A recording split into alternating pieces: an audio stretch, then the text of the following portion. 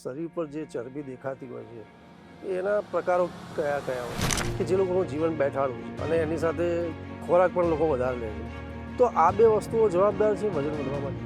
મોટાભાગના કેસોમાં આપણા બોડીમાં એવી 6 ગ્લેન્ડ છે જે ફેટ મેટાબોલિઝમને કંટ્રોલ કરે છે. હવે જ્યારે 6 ગ્લેન્ડમાંથી કોઈ પણ 1, 2 કે વધારેનું કામ ડિસ્ટર્બ થાય તો જ આપણું વજન વધે, બાકી ક્યારેય આપણું વજન ના વધે.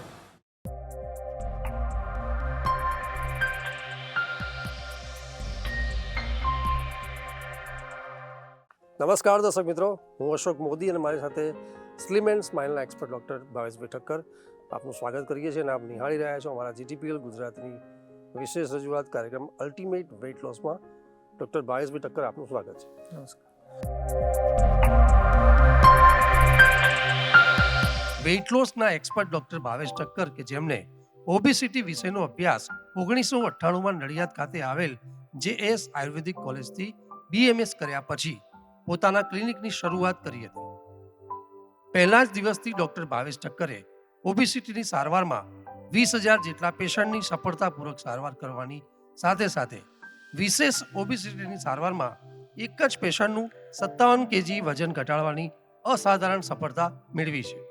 વેઇટ લોસ માટે ડૉક્ટર ભાવેશ ઠક્કરને 2007માં ગુજરાતના હેલ્થ મિનિસ્ટર શ્રી અશોકભાઈ ભટ્ટ દ્વારા સન્માનિત કરવામાં આવ્યા હતા, તેમજ 2021માં જાણીતી અભિનેત્રી નોરા ફતેહી દ્વારા ગુજરાતનું બેસ્ટ આયુર્વેદિક વેઇટ લોસ માટેનો એવોર્ડ પણ એનાયત થયો હતો. આજે સ્લિમ એન્ડ સ્માઇલના પ્રસિદ્ધ થયેલા બેનર સાથે ડૉક્ટર ભાવેશ ઠક્કર અમદાવાદ ઉપરાંત મહેસાણા, આણંદ, નડિયાદ ખાતે ઓબેસિટીની સમસ્યામાં વજન ઘટાડવાની શ્રેષ્ઠ સારવાર આપી રહ્યા છે. મહેશભાઈ, ઘણા બધા સવાલો આપણે એવા દર્શક મિત્રોના મળ્યા છે અને ઘણા બધા મોટી સંખ્યામાં આપણને સવાલો મળતા હોય છે. આ સવાલો ક્યાંક આપણે પહેલાં ચર્ચા પણ કરેલા છે, પણ ફરીથી એ લોકોને ક્યાંક એ લોકોને મિક્સ બન્યા છે, એ લોકોના પણ પોતાના મિક્સ છે, અને તો એમાં ફેક્ટ્સ જે જાણવા બહુ જરૂરી છે. તો શરીરની અલગ અલગ જે બાબતો છે, જે આહારની બાબત છે અથવા તો બોડીમાં જે બધા ચેન્જીસ થતા હોય છે, આ બધી ઘણી બધી બાબતોના સવાલ છે. તો હું ઈચ્છીશ કે આજે બધા સવાલો આપણે તમારી સાથે કરીશું. તો ઘણા બધા લોકોના સવાલ છે કે ભાઈ આપણે જે શરીર પર જે ચરબી દેખાતી હોય છે એના પ્રકારો કયા કયા હોય છે, કેટલા હોય છે, ચરબી ક્યાં ક્યાં આપણે એને ચરબી કઈ રીતે કહી શકીએ છીએ, અને એમાં રહેલી જે ચરબીમાં કઈ ચરબી વધારે નુકસાન શરીરને કરી શકે? જનરલી જે ચરબી છે એ ચરબીના 2 પ્રકાર છે.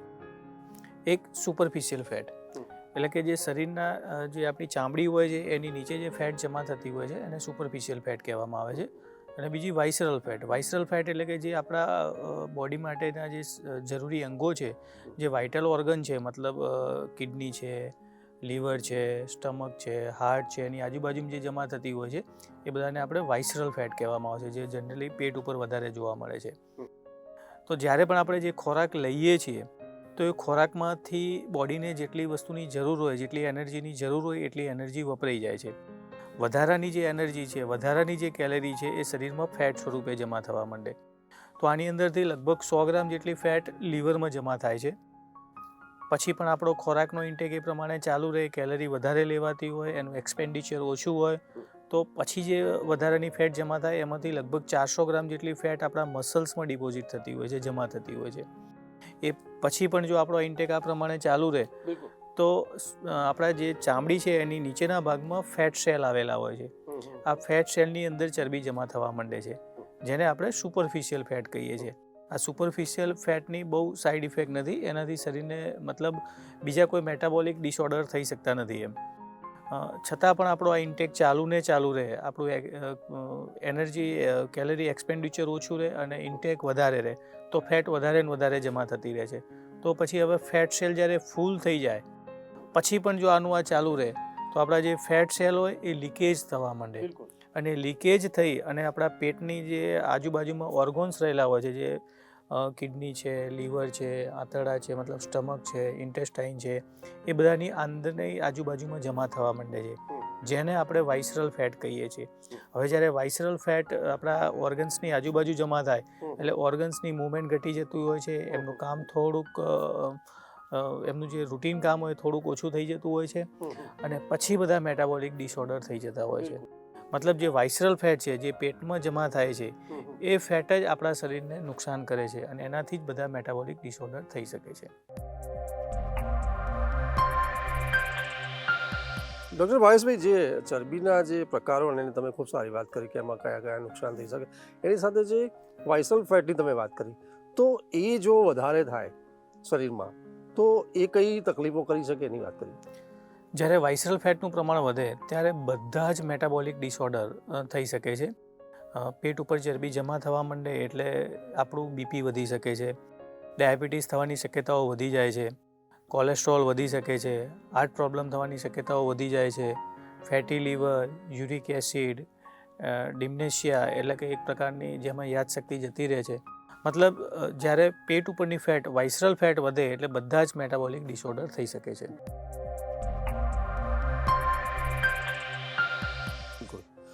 ભાવેશભાઈ, જે વેઇટ ગેઇન થવાની બાબત છે એમાં આપણે બધા જ જાણીએ છીએ અને કદાચ દર્શક મિત્રો પણ સારી રીતે જાણતા હોય છે, પણ જે સવાલો થતા હોય એ લોકોને કે ભાઈ જંક ફૂડ ખાવાથી વેઇટ વધે છે, વજન વધે છે, એ વસ્તુ બરાબર છે, પણ જો જંક ફૂડ ખાવાના હોય તો એના કોઈ નીતિ નિયમ હોય કે એને કઈ રીતે ખાવા જોઈએ કે કઈ રીતે આરોગવા જોઈએ જેનાથી આ વેઇટ ગેઇનની સમસ્યા ન થાય? કારણ કે જંક ફૂડ ખાવાનું તો બંધ થવાનું નથી, કારણ કે લોકો આરોગે છે અને મજબૂરીથી અથવા તો શોખથી આ બધી બાબતથી લોકો આરોગતા હોય છે, તો આમાં શું કહેવું છે? જંક ફૂડ 100% શરીરને નુકસાન કરે છે અને અત્યારની જે પરિસ્થિતિ છે, અત્યારનું જે વાતાવરણ છે એ પ્રમાણે તો કોઈને કોઈ મતલબ હિસાબે લોકોને ક્યારેક ને ક્યારેક જંક ફૂડ ક્યારેક લેવું જ પડતું હોય છે. એટલે જો તમારું વજન વધારે છે અને તમારે ક્યારેક જંક ફૂડ લેવાનું થાય તો એના તમે પ્રોપર નિયમથી લો તો એ જંક ફૂડ શરીરને ઓછું નુકસાન કરી શકે. તો જ્યારે જંક ફૂડ તમારે ખાવું હોય તો બને ત્યાં સુધી તમે એને દિવસે લેવાનું રાખો, રાત્રે જંક ફૂડનો બને ત્યાં સુધી ઉપયોગ ઓછો કરો અને 15 દિવસે એકાદ વખત લો. વીકમાં 3-4 વખત જ્યારે જંક ફૂડ લેવામાં આવે ત્યારે શરીરને 100% નુકસાન કરી શકે છે. બીજું, જ્યારે જંક ફૂડ તમારે લેવાનું હોય તો જંક ફૂડ પહેલાં તમે કોઈ પણ ગ્રીન સલાડ થોડુંક ખાઈ લો. પછી જ્યારે જંક ફૂડ લેવાનું થાય ત્યારે જંક ફૂડ તમે ધીમે ધીમે ચાવીને જમો, એને ઝડપથી ના ખાઓ અને જંક ફૂડ લીધા પછી તરત જ ડેઝર્ટ ના લેવું જોઈએ. અત્યારે મોટાભાગના લોકો જંક ફૂડ લે અને છેલ્લે જમ્યા પછી ડેઝર્ટ લેતા હોય છે, જે જંક ફૂડથી નુકસાન થાય છે 10 ગણું વધી જાય છે જંક ફૂડ લીધા પછી ડેઝર્ટ લેવાથી. મતલબ જ્યારે તમે જંક ફૂડ લો ત્યારે જમ્યા પહેલાં સલાડ લો, ધીમે ધીમે ચાવીને જમો, જંક ફૂડ લીધા પછી ડેઝર્ટ ના લો અને જે ટાઈમે તમે જંક ફૂડ લીધું છે એ પછીના ટાઈમમાં એકલું કઠોળ અથવા તો કોઈ પણ એકલી સબ્જી લઈ લો. મતલબ કે આજ રાત્રે તમારે જંક ફૂડ લેવાયું છે તો કાલ બપોરે જમવામાં એકલું કઠોળ અથવા તો તમે એકલી કોઈ પણ સબ્જી લઈ લો તો જંક ફૂડનું નુકસાન શરીરને ઓછું થશે.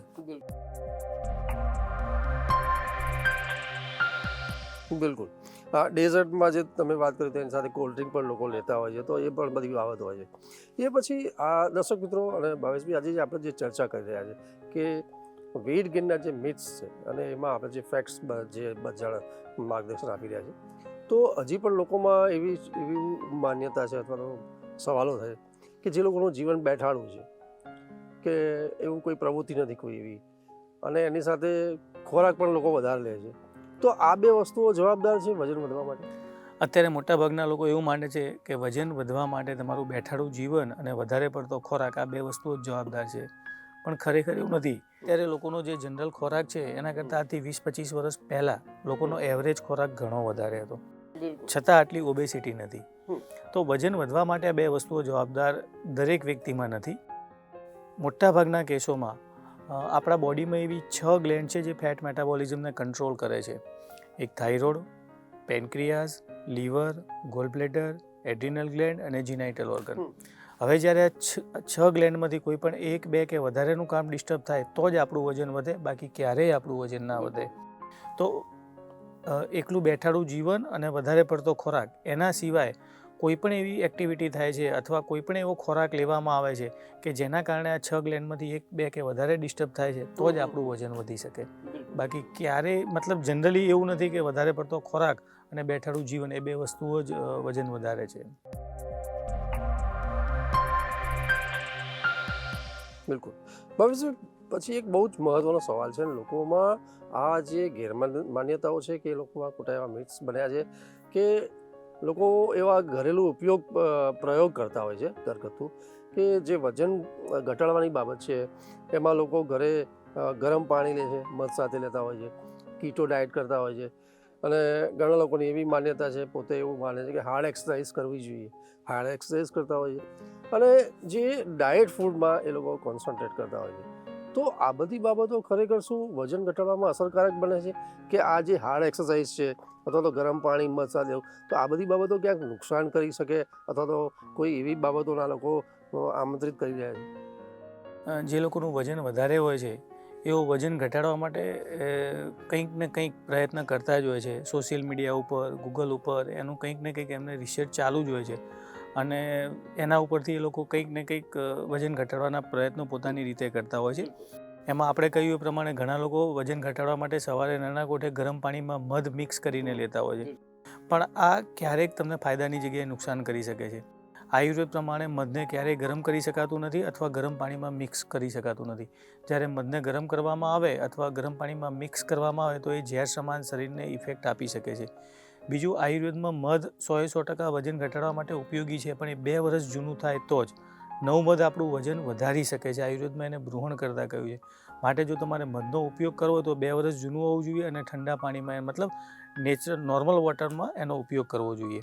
ત્રીજું, કે અત્યારે જે માર્કેટમાં મધ મળે છે એ બધામાં ખાંડ મિક્સ આવતી હોય છે, એટલે જો એમાં ખાંડ હશે તો ઉપરથી એ તમારું વજન વધારી શકશે. મતલબ જો તમારે વજન ઘટાડવા માટે મધ વાપરવું હોય તો મતલબ નોર્મલ પાણીમાં વાપરવું જોઈએ, 2 વર્ષ જૂનું હોવું જોઈએ, અને ઓરિજિનલ મધ વાપરવું જોઈએ. બીજી વસ્તુ, કે અત્યારે વજન ઘટાડવા માટે ઘણા લોકો કીટો ડાયટ કરે છે.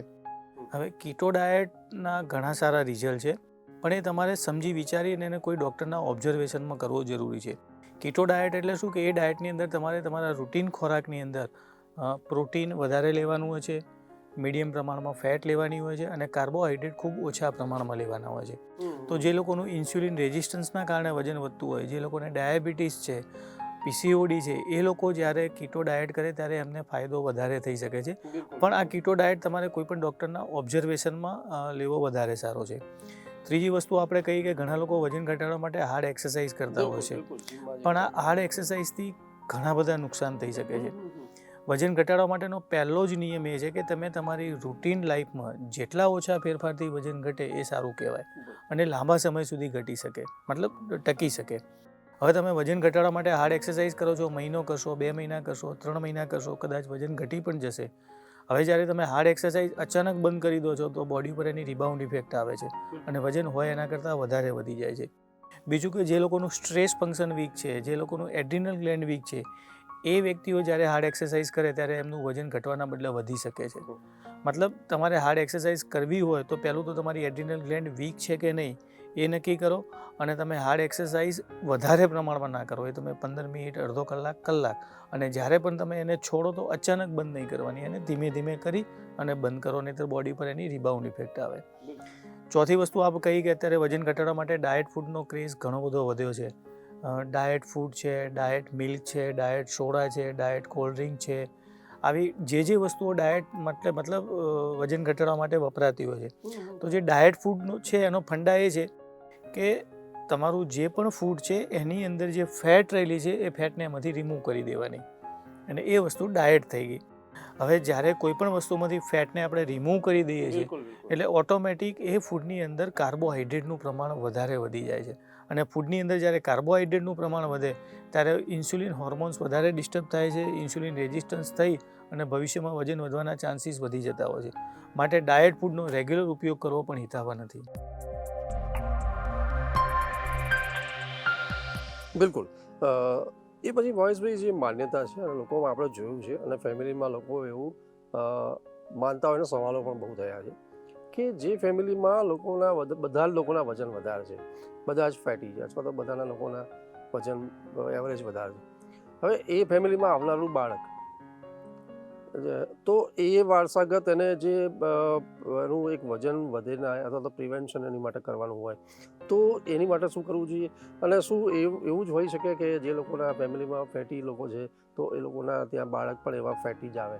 તો આ બધી બાબતોમાં તો શું કહેવું? તો જે ફેમિલીમાં ઓબેસિટી વધારે પ્રમાણમાં છે, મતલબ જે ફેમિલીમાં ઘણા બધા લોકો ઓબેસ છે, એ ફેમિલીમાં જ્યારે બાળક મોટું થતું હોય ત્યારે એ બાળકની પણ વજન વધવાની શક્યતાઓ ઘણી બધી વધી જતી હોય છે. તો આની અંદર વારસાગત કારણોને લીધે પણ વજન વધતું હોય છે. તો વારસાગત કારણોને લીધે જ્યારે વજન વધતું હોય ત્યારે બાળકનું બર્થ વેઇટ જ વધારે હોય છે. બાળક જન્મે ત્યારે એનામાં નંબર ઓફ સેલ, ફેટ સેલની સંખ્યા વધારે હોય છે, એનું વજન વધારે હોય છે, જે ભવિષ્યમાં જઈ અને એનું વજન વધારે વધી શકે છે. પણ જો કોઈ તમારા બાળકનું જન્મ્યો છે ત્યારે એનું નોર્મલ વેઇટ છે અને પછી એનું વજન તમારા ફેમિલીમાં વધે છે, તો જનરલી એની અંદર તમારી લાઈફસ્ટાઈલ જવાબદાર હોય છે. એ તમારું વારસાગત કારણ ના કહી શકાય. મતલબ જો તમારા ફેમિલીમાં રેગ્યુલર આ રીતે વધારે પડતા વજનવાળા લોકો છે, તો તમારા ફેમિલીમાં કોઈ બાળક છે તો તમે અમુક વસ્તુઓ ધ્યાન રાખશો તો એનું વજન ભવિષ્યમાં નહીં વધે. તો આવા બાળકને બને ત્યાં સુધી તમે ફાસ્ટ ફૂડ, પેકેટ ફૂડ અને જંક ફૂડનો ઉપયોગ ઓછો કરાવો. બાળક જ્યારે સ્કૂલે જતું હોય ત્યારે તેને હેલ્ધી નાસ્તો આપો, મતલબ ઘરમાં બનાવેલો જ નાસ્તો આપો. જ્યારે એને પેકેટ ફૂડ અથવા બજારનો તળેલો નાસ્તો આપવામાં આવશે તો ભવિષ્યમાં એનું પણ વજન વધશે.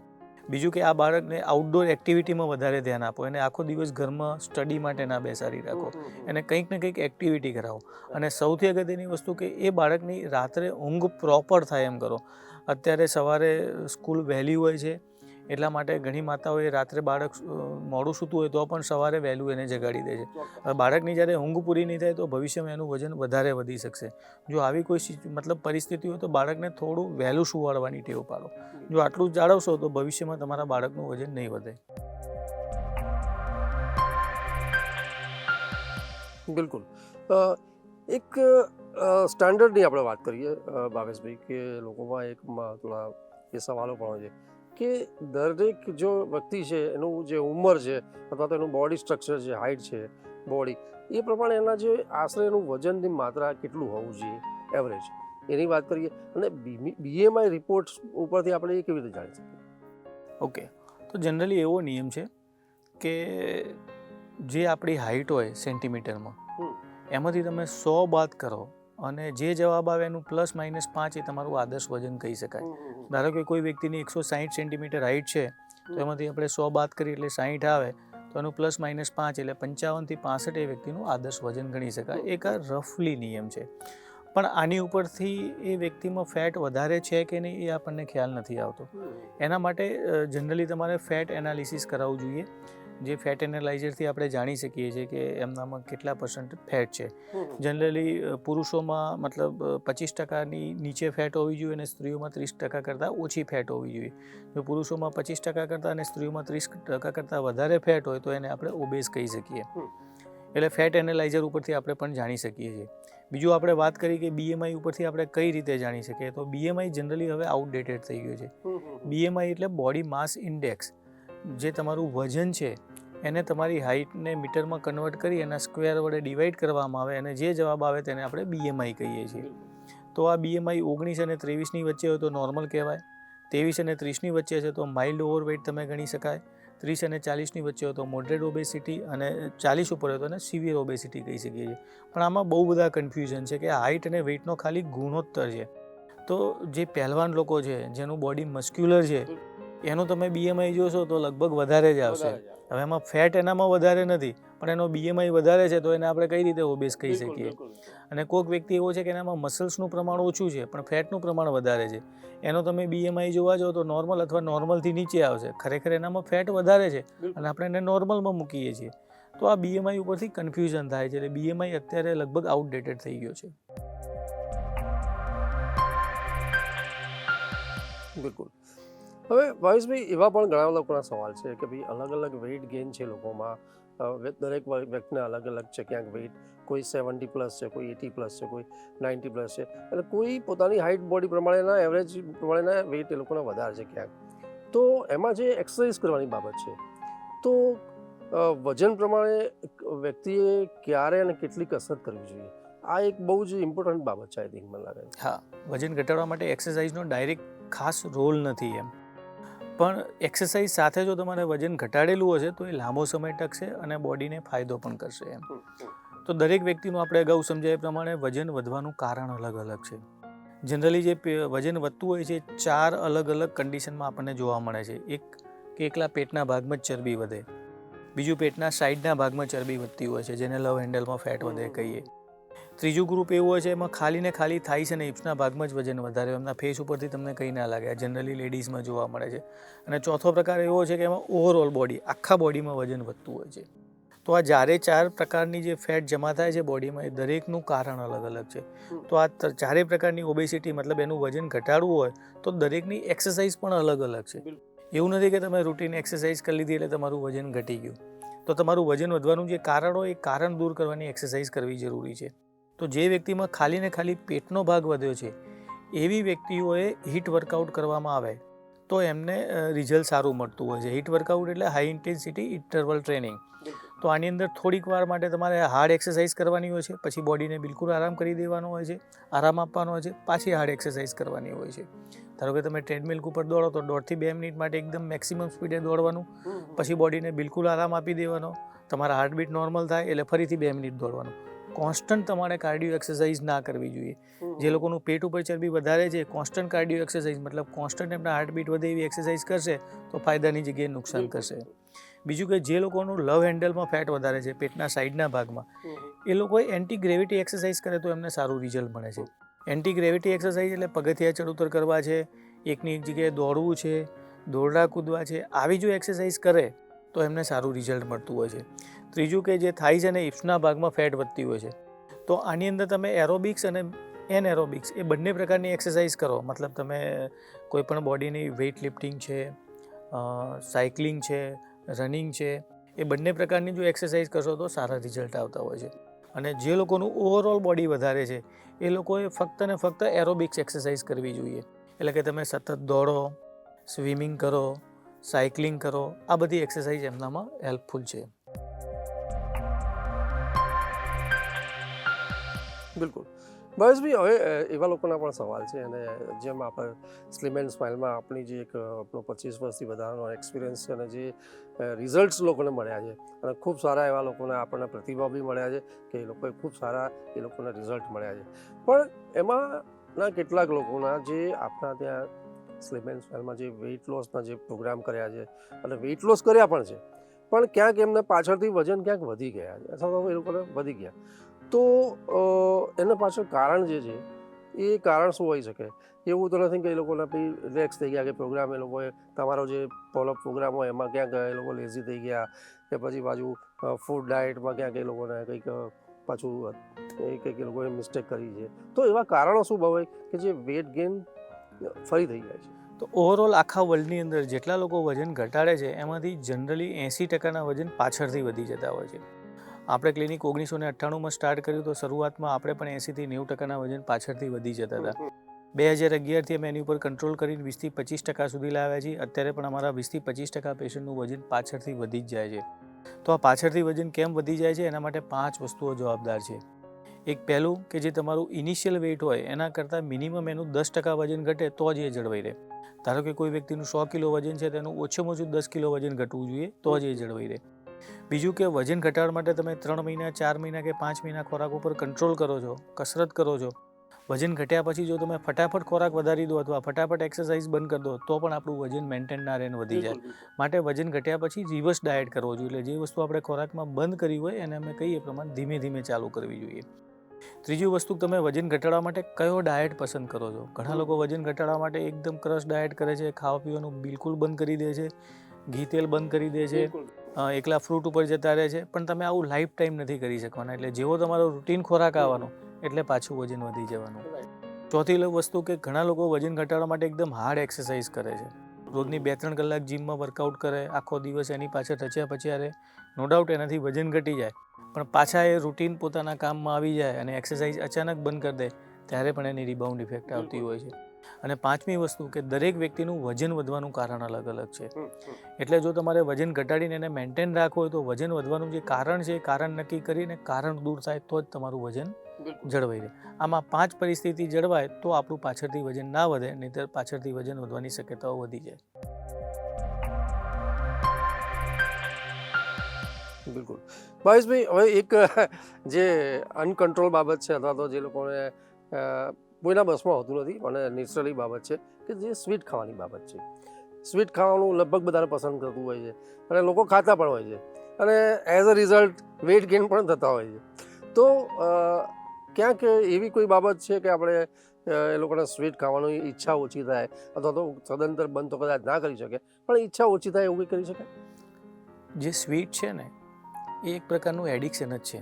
જેમ ઘણા લોકોને સિગરેટની ટેવ હોય છે, ઘણા લોકોને મસાલાની ટેવ હોય છે, ઘણા લોકોને આલ્કોહોલની ટેવ હોય છે, એમ સ્વીટ છે એ પણ બોડીને એક પ્રકારનું આ રીતની હેબિટ પાડી શકે છે કે તમારે રોજે રોજ સ્વીટ જોઈએ છે એમ.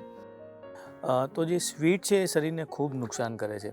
મતલબ કેટલાક લોકોને જ્યારે સ્વીટ ખાવાની સખત ઈચ્છા થતી હોય, જ્યારે ક્રેવિંગ્સ આવતી હોય, ત્યારે એ સ્વીટ ખાય અને જનરલ સ્વીટ ખાય એ બંનેમાં ઘણો બધો ફરક છે. એટલે જ્યારે તમને સ્વીટ ખાવાની સખત ઈચ્છા થતી હોય તો પહેલું તો તમારે 1 ગ્લાસ પાણી પી લેવું જોઈએ. પછી કંઈક બદામ, અખરોટ, પિસ્તા અથવા ચણા એક લઈ અને એને ધીમે ધીમે ચાવીને ખાઓ. અને જમ્યા પહેલાં અડધી ચમચી ઈસબગુલ લો. જો આ તમે રેગ્યુલર કરશો તો તમને જે સ્વીટ ક્રેવિંગ્સ આવે છે એ ક્રેવિંગ્સ ધીમે ધીમે ઓછા થઈ જશે.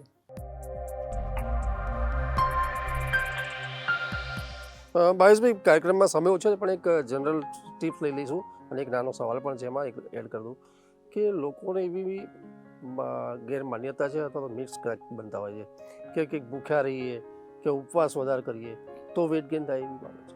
ઘણા લોકો વજન ઘટાડવા માટે એકદમ ખાવા પીવાનું બંધ કરી દેતા હોય છે, ચતુર્માસ કરતા હોય છે, ઉપવાસ કરતા હોય છે. તો આમાંથી કેટલાક લોકોને ફાયદાની જગ્યાએ નુકસાન થઈ શકે છે. જે લોકોનું સ્ટ્રેસ ફંક્શન વીક છે, જે લોકોનું થાઇરોઇડ ફંક્શન વીક છે, એ વ્યક્તિઓ જ્યારે ઉપવાસ કરે અથવા વધારે પડતા ભૂખ્યા રહે ત્યારે એમનું વજન ઘટવાના બદલે ભવિષ્યમાં વધારે વધી શકે છે. માટે જો તમારે ઉપવાસ અથવા એકટાણા કરવા હોય તો અમુક ટાઈમ પિરિયડ સુધી કરો. એને સતત 5 મહિના 6 મહિના સુધી ના કરવા જોઈએ. બિલકુલ બિલકુલ. મહેશભાઈ, આપનો ખૂબ ખૂબ આભાર અને ધન્યવાદ કે આજે જે સવાલો હતા અને દર્શક મિત્રોનો ક્યાંક એવા પોતાના વેઇટ લોસના જે પ્રોગ્રામમાં ક્યાંક કોઈ બાબતો એવા કન્ફ્યુઝન થતી અથવા મિક્સ બન્યા હતા અને એ આજે તમે ફેક્ટ્સ સાથે ખૂબ સારા માર્ગદર્શન આપ્યા. આઈ થિંક દર્શક મિત્રોને એ સારા એવા માર્ગદર્શન મળી ગયા છે. દર્શક મિત્રો, છતાંય પણ ઘણા બધા સવાલો એ લોકોના લેવાના રહી ગયા છે પણ એ નેક્સ્ટ પ્રોગ્રામમાં આપણે લેવાનો જરૂર પ્રયત્ન કરીશું. પણ આપના કોઈ જો સવાલો હોય અને આપના કોઈ પ્રતિભાવો હોય અથવા પ્રતિક્રિયા થતી હોય તો જે સ્ક્રીન ઉપર જે નંબર છે એની પર ચોક્કસપણે આપ ફોન કોલ્સ કરી અને ડૉક્ટર ભાવેશભાઈનો આપ સંપર્ક કરી સમાધાન લઈ શકો છો. અત્યારે રજા આપશો. નમસ્કાર. નમસ્કાર.